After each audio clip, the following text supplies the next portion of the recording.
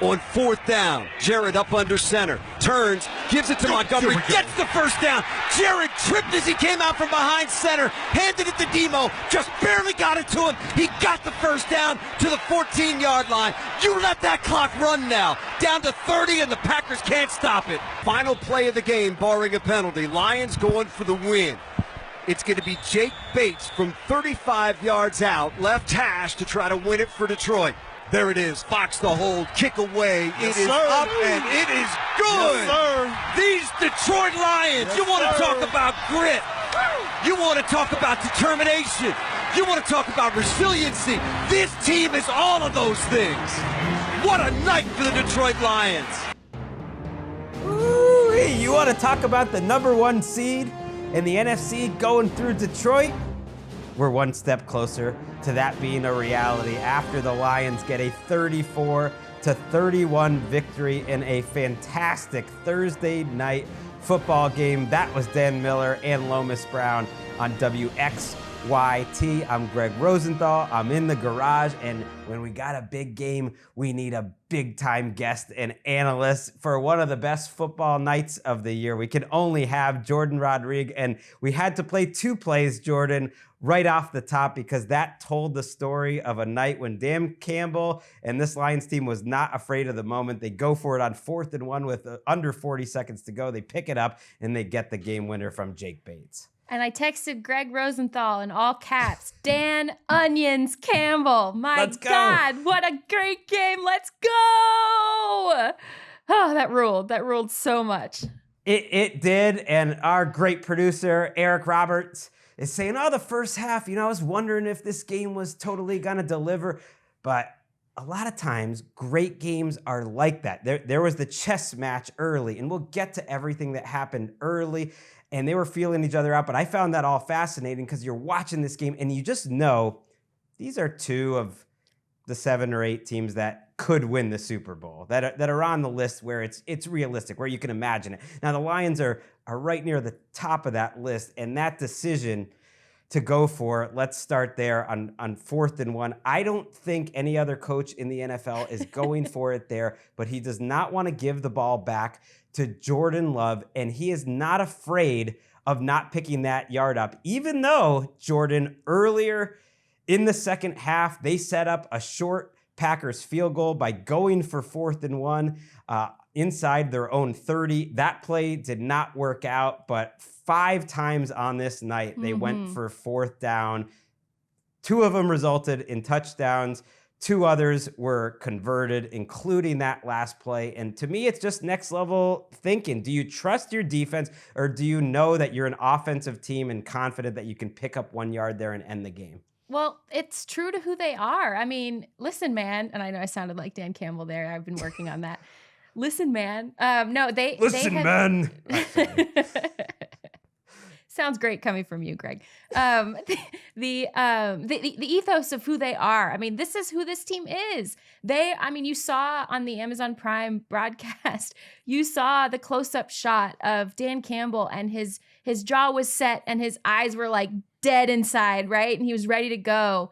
And then Alan Kirk on the broadcast were sitting, oh yeah, they're going to try to get him to jump, right? And everybody in the audience at home, I am certain, was like, they're going to freaking go for it right here. If only to kill clock and to set up the field goal in a little chip shot, a little bit further away than that, but an easier field goal for Jake Bates, who has been nails all season since they picked him up earlier this summer. And it is just so cool to see a team be who it is, and you can't do anything about it. And the Packers did, I think, just about, there's a couple little nitpicks we're going to have, just about everything they could. I just hit my own microphone. I'm so heckin' fired up. They did everything they possibly could, this is who the Lions are. And part of me too was relishing that short yardage 4th down and that 4th and 1, right? It almost unnecessary depending on who you ask. But if you're Dan Campbell, if you're the Lions, that is necessary because Jordan Love was starting to heat up on the other side, executing some beautiful throws late in the game, keeping the Green Bay Packers in it, keeping it tight, taking a couple leads. And Dan Campbell, I feel like almost a part of him, and I want to believe this, went for it there almost because they failed on the previous one. He's like, I want everyone, all the talking heads on the shows tomorrow morning to shut the hell up because we're going to get this one. I do not think Campbell thinks that, but I do think he thinks about what it says to the team, that this is who we are and we're going to keep doing this. But I think he is so good at game management because he plays to the strengths. And he knows that the Packers scored every single one of those 31 points, Jourdan, in the previous 6 drives. So that's 31 points in 6 drives. That's 4 touchdowns and a field goal. The Lions, were able to force the Packers to kick a field goal with about 3 minutes and 40 seconds to go. And that almost felt like a death sentence. The Lions are so good on offense that you thought, ooh, them tying it at 31 with under 4 to go, I just bet they're going to kill the clock and kick a field goal. And that is what happened. But before that, it was 4 straight touchdowns by the Packers. The Lions defense, which I thought was really noble in this game, and they're so shorthanded and started out really well. And they picked the team up early when the offense actually wasn't amazing. They punted a couple times, and Goff had that interception in their first 6 drives. It's a team game. It's complementary, and Dan Campbell knows who can complement it. Now, let's just back up a second in that drive, because I say it felt like a fait accompli. It's going to happen. But there's multiple moments where they got to go make it happen. It's 3rd and 9, and you get Jahmyr Gibbs, who as a receiver is such a difference maker. He caught that 4th down for a touchdown. You got to pick up that 3rd and 9, or you have another really difficult 4th down decision, or you're kicking a field goal with a ton of time left. Of course, they pick it up. You have 2nd and 17 after a questionable holding call, and it's just like, they'll probably pick up the 2nd and 17, but you can't take it for granted. Jared Goff is just so awesome. Throwing it over the middle on those in-breakers. He gets 16 yards. That was to St. Brown, right? They're just short of 4th down, and they were a little up and down in short yardage on 3rd downs for most of the night, and that set up the big decision. But all the credit goes to Goff, too, for other than the interception, I think playing a fantastic game, and him and the Lions being able to execute in those huge moments. Yes, he ended the game on a 13-pass heater. Like, talk about clutch. I mean, after Wait, no incompletions, you mean, in 13 in a row?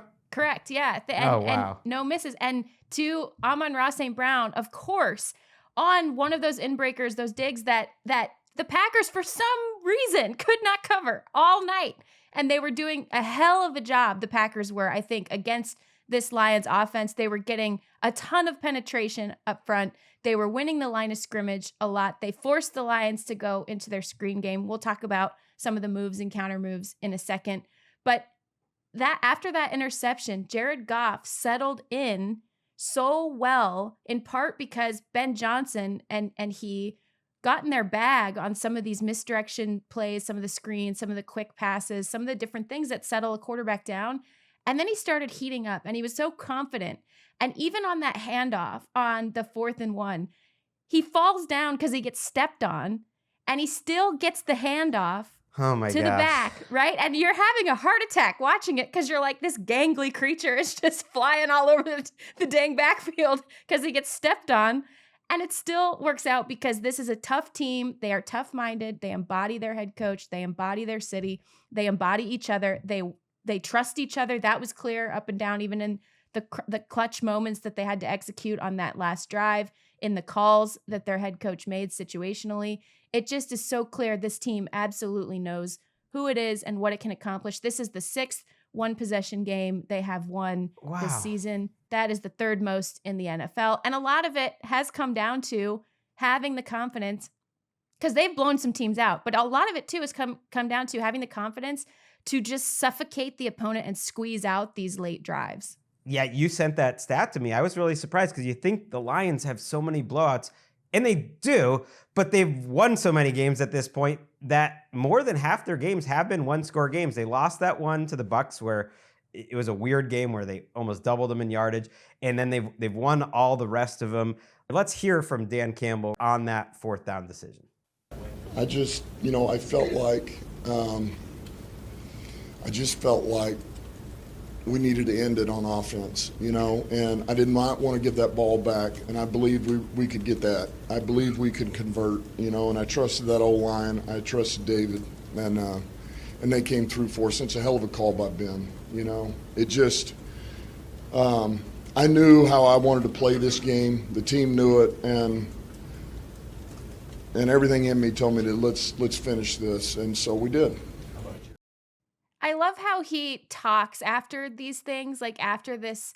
It's almost like he's pleading. I don't know why his tone is like that, because we all are in, man. Like we're all I don't sold. think he's pleading. But, no. I'm saying his tone. I'm not saying he is doing that. I'm saying his tone is like that urging, that plead. You know what I mean? Like that like it's almost like taking so much out of him just to complete the sentences because of how much the game took out of him, and like just it's very earnest, I would say, and it's very, every time we're used to it now for several years, and you don't really quite get used to it because you don't hear coaches talk like that after games. I read it more as he has put, like you just said, he has put everything into this game, and then he just spoke to his team afterwards, and it's almost all out of it, and it's taking everything of him to even put himself back in those moments to like explain where it is, and I love it. It's so human. It's firing me up. I mean, I think I need to take off my embarrassing winter coat that I'm wearing in the garage still and get comfortable for the rest of the show. Let's actually listen to another fourth down call. While we're thinking about fourth down calls, I want to back it up actually to the fourth down call, the first fourth down touchdown. It's Jared Goff finding Jahmyr Gibbs. This is in the first half to end it. It's at a 10-7 score. It's basically a 7-point play. It's going to change how you feel about the end of the first half. Goff is going to work out of the gun. He's got Gibbs to his right. Jared takes the snap back, looking, throwing, end zone, caught, touchdown, Detroit Lions. You can't cover that man. Jahmyr Gibbs on the receiving end. What a sick route that time. Arrow route, Oh, man. my When you got a guy like Jahmyr Gibbs that can stick his foot in the ground the way he does and come out his break, it's no linebacker can cover him. Yeah. That is such an awesome play call. Also, an awesome job by me. Knowing how embarrassing it would be to take off the coat during the podcast. Yeah, this that is was how like I know the veteran. game's slowing down for me. I'm like, I need a highlight to take it off because it was embarrassing. But that play gets to Ben Johnson's brilliance. There were so many moments, Jourdan, where he isolated on just the gotta have it type of plays, whether it was Tim Patrick on an in-breaker on another fourth down call, whether it was Gibbs there, whether it was Gibbs on that third down. Even the very first third down of the game, I'm thinking how he got Amon-Ra St. Brown matched up on Javon Bullard, the Packers safety. It wasn't perfect because the Packers defense was out there too, and they were getting pressure, and they did a lot of good things. But on the biggest plays of the game, they were getting the guys they wanted, and they executed. And it really speaks to me of how great this backfield is, because we just said how great Montgomery is and how much faith he has. His success rate tonight was outstanding. It was well over 50%. Gibbs's was terrible, actually. Gibbs did not run the ball well, but Gibbs in the passing game was everything, had some of the biggest plays in the game. Yeah, it was impressive to watch the adjustments in this game. Tim Patrick, by the way, 2 touchdowns tonight after going over 1,000 days since his last touchdown. And like I've said this before, I think I've said this to you too.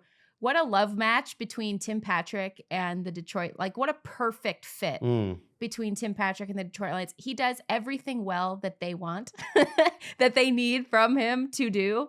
And they reward him for it. And this was cool. And it was cool to watch him getting the 2 game balls and like how hyped up he was, and what a cool moment for him after those injuries and then the team change and all of that. But I loved the coaching in this game from both sides of the ball. I questioned a couple of Matt LaFleur's decision making. There was a delay he took in the third quarter that was a punt. The recommendation for that was to go, but we can nitpick over those things. I really thought that the coordinators and the play callers in this game, and minus even taking out, because we've talked a lot about the situational stuff, but taking that out for a second, I thought the adjustments, making the most of the players that they had, adjusting extremely quickly, not just half to half, but drive to drive. And we can go deeper in on this in a minute, but I was so impressed by Jeff Hafley with Green Bay. I was impressed by the game that Matt LaFleur called and the way he adjusted, situational stuff aside. And there was some, we can nitpick till the cows come home, either side of the ball, but I was impressed with it, with the coaching there. I was really impressed with Aaron Glenn. I always am because he's done a hell of a job this year. But they are decimated, just over a dozen players to injury. They lost Aleem McNeil to a concussion or a potential, they're calling it a head injury, but he was in the concussion protocol earlier in the game. They lost him, which is obviously huge because the interior of their defensive line is already decimated. The exterior of their defensive line is decimated. Jonah freaking Williams, who was just in LA last week, and I said hey to him in the hallway, is there now starting for them, playing for the meaningful snaps for them off the practice squad. To stop you there, just on participation. In the very first drive of the game for the Packers, so essentially starting, Quan Alexander's out there. I'm like, wait, he's on the Lions? I honestly didn't know. Quan Alexander's out there. Jamal Adams is out there, who just came in this week. Jonah Williams is out there, who was just in Los Angeles. And then, you mentioned Aleem McNeil goes out. Brian Branch went out in the second half of this game. Looked like they've just had cramps, to though, which is overcome good. so much, and the guys that were making plays for them, like Pat O'Connor, was actually it's like, it's like a big factor Had a getting huge some game. pressures. They needed their defense to just get a couple stops to let their offense win the game. And whether that sometimes it comes early, sometimes it comes late. And for them, it came early. Like by the second half, and you can talk about the adjustments the Packers made. The Packers had basically figured them out, but they did get enough stops early while the Lions offense wasn't humming, and they did force a turnover. Carlton Davis with a nice play on a Christian Watson catch, who had a great night otherwise, that they did enough. And that's what winning in the NFL, and that's what's so impressive. I love a team full of just, like, it's okay to have excellence. Maybe they won't make it to the Super Bowl. For this regular season, though, they are an example of excellence, and I like that being rewarded. You know, that could have been huge, too, because after that, the Lions only got 3 points out of that fumble recovery on the other side. That was when the Packers defense, I think, was at their peak right there, forcing the Lions into their A- and B+ plans for a minute there before that game-ending drive. What I really loved about – I'm going to start with what Ben Johnson did with his opening script. And I am always such a huge fan of how he – so for listeners who might not know, the opening script, most teams, most offensive coordinators or offensive play callers on a team, they'll use like a 10 to 15 play sequence, and they will basically organize that play sheet in that manner. And it's not necessarily intended to react to what a defense is doing, but to assert looks on a defense, to force the defense to react to you in certain ways. And if it goes as planned, you can get some answers as to how defenses will react to certain looks that you show, especially pre-snap, especially what you do with motion, especially, and a lot of times, because it is such an assertive plan and you're doing different things, teams that are good can score on that opener, and then forces the defense to then go to its reaction plan versus play-by-play reaction. But what I love what Ben Johnson does with his script is he does freaking everything with that thing, man. Like he'll go like he'll cluster the two tight ends together and motion one across the stack and then bring him back and then motion one on an exit outside and then bring him back, and then they run the ball in like duo. Or he'll have an I formation, which he opened, or he'll exit motion Amon-Ra on different sides of the stack to the outside each time to see which defenders move. Or they'll hard count, or they'll change the cadence. They'll change the speed of their motions. They do this all on what is a very balanced run-pass script. So instead of saying, a lot of times you'll see pass, I want to see where our passing voids are because I want to get a quick lead to allow ourselves to stay in our A+ plan.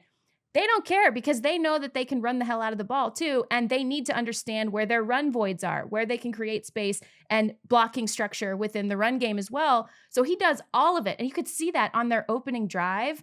The Packers defense had to react to 100 different things just in that sequence of a dozen plays, whatever it was. And they still got their touchdown. And they still got their touchdown, which is what makes the Lions so good, in my opinion, one of the many things, because they could then stay in their A+ plan. Now, bear with me, Greg, bear with me, listener, because I know I'm in geek out, freak out mode.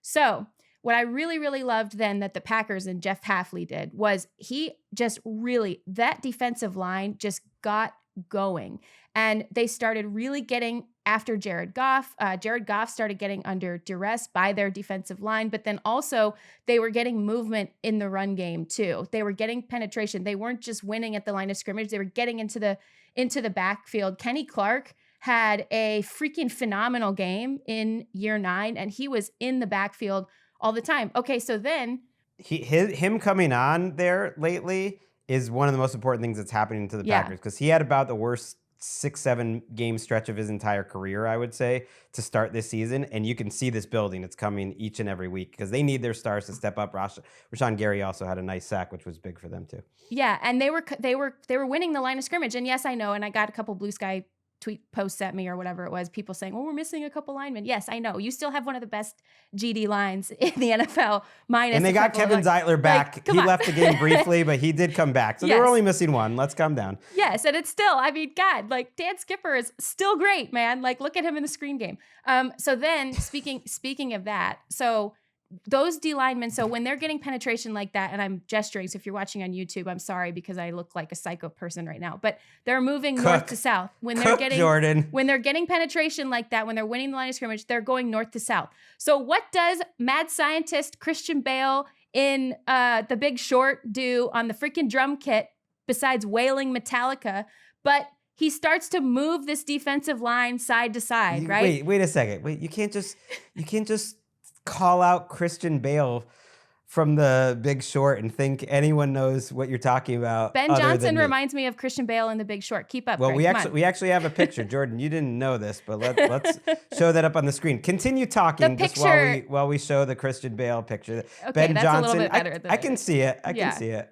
Playing on the drums. I love that man. Okay, so stay with me, guys. So they're moving north to south, right? When they're penetrating in that way, right? But then now Ben Johnson says, okay, let me go to page 5 in my playbook and we're going to go screen game, right? So they start to deploy a wide variety of screens that move to the outside, screens that I'm figuring out and investigating a little bit that do this cool thing where they look like a tunnel screen, but then they work their way up the seam, which is really cool. They start doing these things that basically extend their run game, but they also start moving in the pass game, the defensive line from side to side, so they can't get that penetration. They can't go north to south. And this game, Greg, was full of those little, hit my mic again, drive to drive counter adjustments that were it wasn't just like, oh, you go in at halftime and you make adjustments and all of that. It was drive to drive. When Jordan Love was getting the crap blitzed out of him early in the game, 4 of the Lions brought great pressure.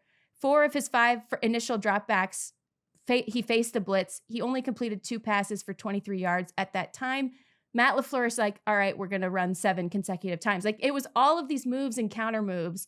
And it was just a masterclass in like that type of coaching. We could take the situational stuff out and put it in another bucket, but that type of adjustment, understanding your personnel, understanding where you're limited, understanding moves and counter moves like that. I freaking loved this game for that reason.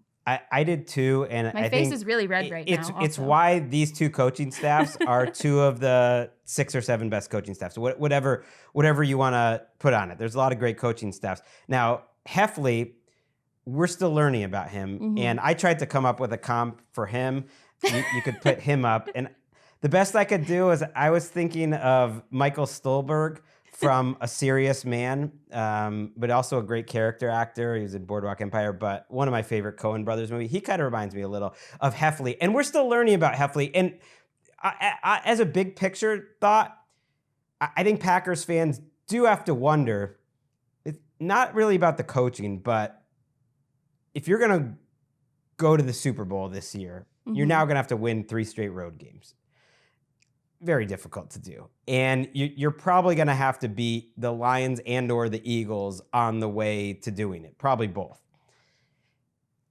Is this defense, even with the adjustments and everything, like, do they have enough to hang in games like that? And if not, and tonight, I think they showed what the recipe needs to be. Can your offense just be more special than the other offense? Can you win a game like this where you make fewer mistakes? Because the Lions are probably going to be healthier and figure some things out defensively. And the Eagles defense is fantastic. So as good as the Packers offense is, and I think as improved as the Packers defense is, because they do force turnovers and they're not a sieve like they were a year ago. Are both of those sides good enough in the end? Maybe in a one-game sample, but man, it's going to be hard.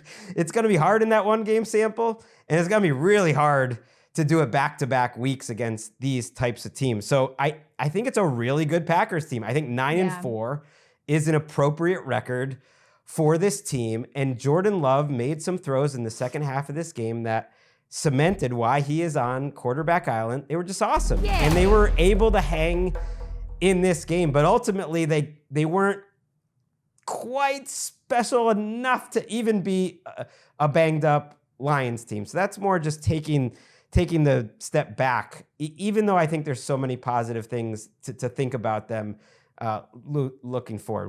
What do you agree or disagree? Like, not really talking about the schemes and all that, but just on a bigger picture level. I mean, I think because you are going to expect this defense to grow up with the coordinator, this first time defense. I mean, he's been a defensive coordinator, obviously, in football, but in terms of the NFL, like working with this staff, working with this personnel, fitting different personnel to the defense. I think the way that he brought this defensive line, and they themselves, the players, obviously deserve all the credit as well, but the way that he brought this line to life was striking to me because they were so active on a snap to snap basis. They were so active. And yes, you saw a combination of scheme, timing, and very gifted players on the Lions side make these big plays happen, right? In spurts and phases. But when you watch like the way that they seemed so active the entire game to me. Like the Lions offensive line just completely had their hands full. And then when they were, I mean, I will say, like, I really don't want anyone, and nobody will on this show, I know, but like Jared Goff is not the same Jared Goff that we know from reputationally, and that Allen and Kirk just could not help but bring up on the broadcast tonight. Like, this dude is calm. He's collected. He works incredibly well under pressure. He really had pressure really got to him and flustered him on one possession, really. And then he recovered, and it was a team effort where he was leading the charge and leading the way, of course. But it was a group, a collective that is so clicking in sync, playing together, a four-wheeled death machine that just understood how to just settle and get back on track with some of the, like I said, some of that quick game. Wasn't under pressure that much like though in the end. Now part of it is he gets rid of the ball so quickly. But and that one possession where Jeff Hafley, I think, picked his spots incredibly well to dial up specific types of pressure that was going to get home or force the throw, or his defensive backs, made the play where they needed to. Those types of things. I think that is extremely promising from this Packers group. And I think if they would have opened up, understanding, yes, we really need to heat my quarterback up. If you're, Matt LaFleur, yes, we got to heat him up. So we got to throw the ball a little bit. I get that. But if they opened up with that, like, we're going to try to run it down your throat against your battered defensive front versus some of the dropbacks that he took, I think if the adjustment had happened, I know it happened quick and I'm praising that, but I think if that was the A+ plan versus, oh my God, we're down all of a sudden, like, what's our A+ plan? What's our B plan? Like, I think that's where you maybe are seeing them go toe to toe a little bit earlier in the game. And then they ended up heating up and taking the lead in a couple spots. I think Packers fans could feel really good about this. Yeah. It was so hard for one aspect of either team to get a foothold, because I think, like, oh wow, Josh Jacobs ran really well in this game. They were efficient in the red zone when they got down there. He scored. He had some good runs. But the reality is, other than that first drive in the second quarter, the Lions defense, as they've done all year, no matter who's on the field, did a pretty good job stopping the run in the rest of the second half. And it did take Love making those throws. And Packers fans who are listening, appreciate y'all, because I hate listening to stuff like if it pains me. For me, it's more Celtics, but like I listen to a couple Celtics podcasts, especially Green with Evan V. Shout out to them. But if it's a painful loss, like, I'm not listening to that podcast. The Packers fans will know, we're really banged up too. We don't have Jair Alexander, who is the most important player in our secondary, along with Xavier McKinney. We lost Evan Williams, who, if you had a 10-person list for Defensive Rookie of the Year, would be on it and is really important. And I think, did Javon Bullard go in and out of this game too? I think he came back in. Yeah. That's a lot, though. And you didn't have Romeo Doubs in this game. So there are really important players for the Packers that, especially in the secondary, Alexander is absolutely a difference maker, and they could have them back for a rematch. And there might be a rematch. Just, again, thinking big picture, and we can dive in a little more on this game, but again, thinking big picture, this rivalry is awesome. This division is awesome. It's a delight. Because I think the defining Lions game of the Dan Campbell era so far is still the Week 18 win over the Packers to knock Aaron Rodgers out of the playoffs in his final game as a Packers when the Lions, quote unquote, had nothing to play for. Like, that to me was everything this Lions team is about. But it's gone back and forth. I was getting flashbacks tonight, Jordan. I don't know if you remember, the Lions lost in Detroit last year at home to the Packers, in large part because they called a fake punt in their own end late in the game that the Packers stopped and then scored on a short field and won. And so when the Lions went for that 4th and 1 and didn't get it, and the Packers and then took scored. advantage, I guarantee you there were a lot of Lions fans who were like, oh, this is exactly like last year. The difference tonight being all night, Jared Goff and the Lions offense responded right away. Anytime when he had the turnover, when they gave up a touchdown, they responded right away with a really cold, calculated drive. And that's what great teams do. But what if freaking, to use you, man, I'm now sounding like you just being around you. Yay! What a freaking cool rivalry this is, Lions Packers. I hope we see a third one in the playoffs this year. Yeah. Also, something I noticed that's really cool. Did you wear a shacket underneath your Giant jacket? Oh Is yeah, that what's I was happening going 3 layers. Okay, got it. Oh yeah, just it's checking. cold in Los Angeles. There's no heat in there. We've talked so many about the Lions so much in this podcast. Let's give some love to our guy Jordan. Let's go Holy to his cow, man! That second half. Let's go to his touchdown to Tucker Kraft in the first half. This was a big play in the game. Love in the shotgun with a setback to his right. 3rd down and 10. Here's the snap. Blitz on. Love fires end zone. Tucker Kraft. Got it. Touchdown, Green Bay Packers. There you go. Oh, a tracer from Jordan Love, and they beat Carlton Davis. Wow. Great call there by Wayne Larrivee on WRNW. Just to correct myself, that was early in the 3rd quarter to get on the board and to make it 17-14. And that was a drive where Love made a couple of beautiful throws. Really, throughout the second half, he was absolutely nails. Yeah, and his players showed up for him. You know, there was a fumble earlier. That was Watson, right, who fumbled that earlier in the game. And he ended up making like one of the more, I mean, the throw itself was just filthy sick, right? But then like the catch that he made, because the DB had like 2 fingers on it, right? And the focus to kind of catch it against his face mask a little bit down the field. I think that was a 26-yarder.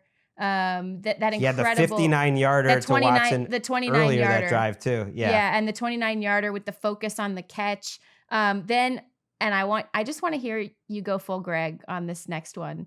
The throw he made to Wicks, I have it in my notes as the insane QB Island throw, pocket collapsing in all caps. Yeah. And then I have in parentheses, let Gregg cook. Why let me cook? Anyone because you were so cook. Excited about it. I loved it. It was fantastic. That's everything. That's everything you want in a quarterback right there. It's the pocket movement. It's the quick pressure by the Lions on a blitz, on a play. Jacobs did not pick up the blitz. And that's a play the defensive coordinator won.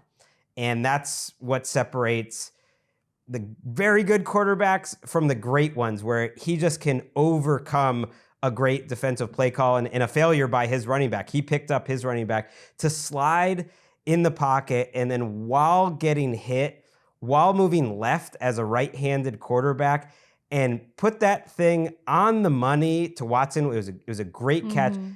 There was no room to put that throw, and it couldn't be, no offense to Kirk Cousins, it couldn't be one of those like layered throws, like you're kind of throwing it, it's a touch pass. That is a very difficult intermediate throw where you have to put some of that tracer on it too. And Love is as physically gifted, I think it's fair to say, as any quarterback. I don't know if you want to say someone is more or not, but as a thrower of the football, he is so gifted, and Watson came through 4 for 114. He's playing really well lately, and that's just a special play, and that's why all three of us, me, you, and Steve, were texting at that point. I know. Just like, okay, he made us proud. We made the right decision. Any dude making that freaking play needs to be on QB Island. Yeah, and we'll just gloss right over the fact that we need to hold you to task for breaking the rules of the Riptide card, but we'll get to that at another time. The Jordan Love, what I really appreciated watching from him, they would cut to him on the sideline a lot. They would cut to him, close-ups of him underneath even his face mask, his helmet. He was so calm. I mean, he was fired up when they would make a play, but he was so calm. They got after him early. Like Aaron Glenn dialed up some nasty pressure against him, understanding that he entered the game with some of the worst stats against the blitz in the league. They were improving over the last couple of weeks, but that was his resume to this point. And it worked, and they got after him. It was 2 passes of 5 dropbacks that came against the blitz for 23 yards, like I said earlier, and they were the quick little dump off, throws. And he finished, the Lions still blitzed him at a 63% rate throughout the entire course of the game, which is insane. Like the league average is what, like 28%, 26%?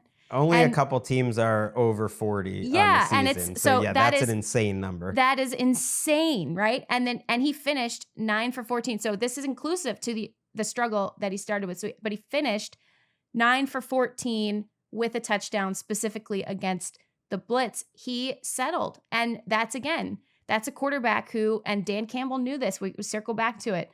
He knew this when he was going for that 4th down call to ice the game out with the field goal, is when Jordan Love heats up, good luck stopping him, because he's going to make play after play after play, and you are in danger against that man. And I do get a little worried about this Lions secondary.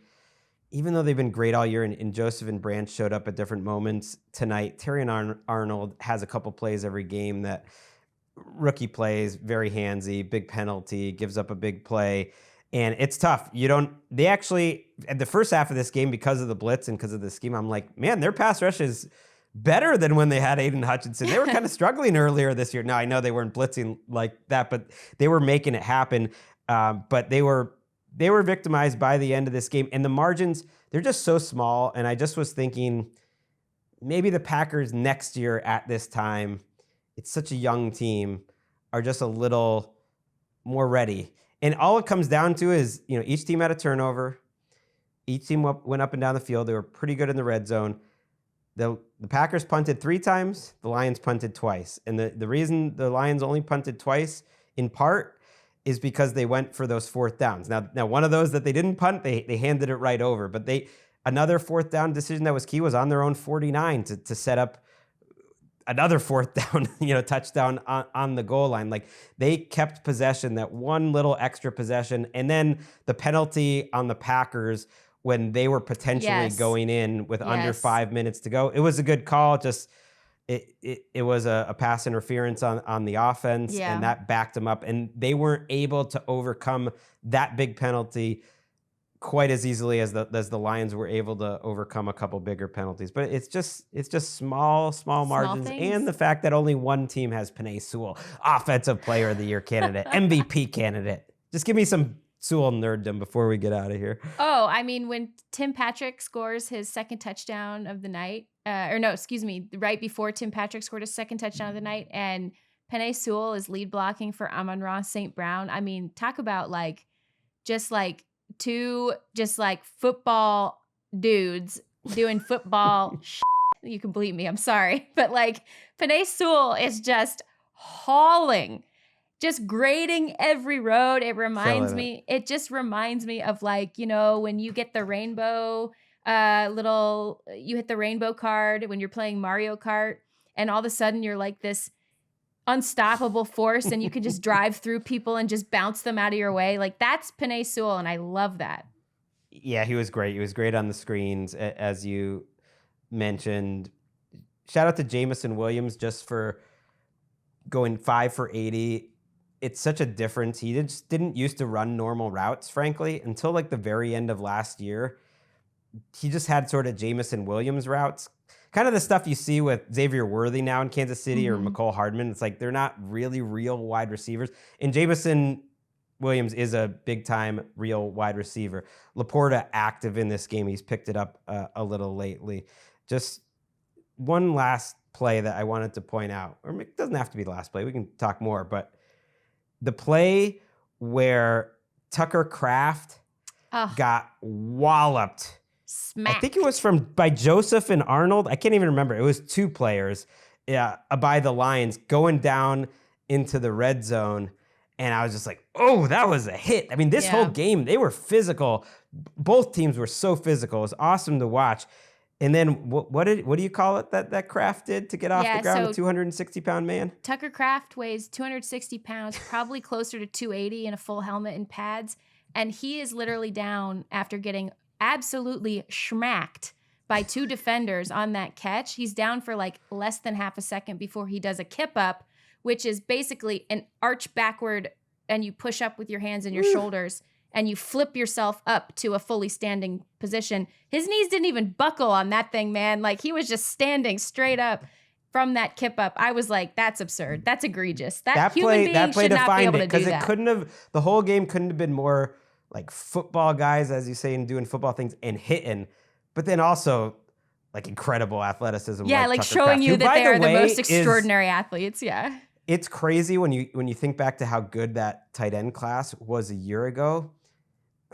I mean, Kraft is right there with Laporta. Laporta's awesome, but Kraft is really come into his own in his second year. He showed flashes at the end of last year, but this young group for them is special. It's a good tight ends night. It was a big night for the tight ends. They made some clutch plays. They were using them all across the blocking surface. Both teams had tight ends that made crucial plays, catches, or spraying open blocks for them. I just thought it was super fun. This is like peak, this division is just going to be like this for a minute. And I love that. And this kind of put it all on display, everything it's capable of right now. Yeah, and we'll get some more big games in this division, including the Vikings, playing both of these teams. We're not going to see these two teams play each other again, but huge win for the Lions. You get to 12-1. I don't want to just say football is back, but like when you get to see records like, wow, a team in the NFL has 12 wins now, like we're getting late in the year. But it was so important, Jourdan, because they get a little extra rest, Detroit, just to spin it forward a little bit. Little extra rest before a game against the Bills next week. The Bills will be flying back from Los Angeles on Sunday night or Monday morning to Buffalo, and then have to come back to Detroit. So that's a nice advantage and helps them maybe heal up just a little bit, maybe get some of those defensive linemen like Pascal or Onwuzurike back. But you know what's crazy about that game, Jourdan? It's a 4:25 game. Okay, that makes sense. But it's the only week of the season where both networks have a double header. Shout out to Jimmy Traina on SI.com who pointed this out. I wouldn't have known it. Only week of the season where both networks have a double header. So we have Steelers-Eagles, which is a great week 15 game, opposite Bills and Lions. One's on Fox, one's on CBS. That right there is actually your best 3 hours of intense football, I think, all season, to have those two games opposite each other. So I'm looking forward to that this season, and I love that the Lions held on to the 1 seed. Well, they're going to have to earn it if they're going to hold it all the way to the end, because they still have the Bills and the Vikings on their schedule. It's all fun as crap from here, Greg. It just is. It freaking is, to quote me, quoting Dan Campbell. Okay. We did it. You joined me, Jourdan, for the very first Thursday night football game of the season, kickoff, between the Ravens and the Chiefs. We got Lamar. Another fun game. I like that we only give you the I only throw heat, Greg. I only throw heat. Only the best for Jourdan. Let's get out of here. Let's get her to sleep. She's got Rams practice to get to in the morning. Awesome game. Only 3 Thursday night football games left, Jourdan. That's crazy. Oh, man. When we've got Jourdan's last TNF game of the year with us, football is back. We'll be back for the picks on Friday. See you then.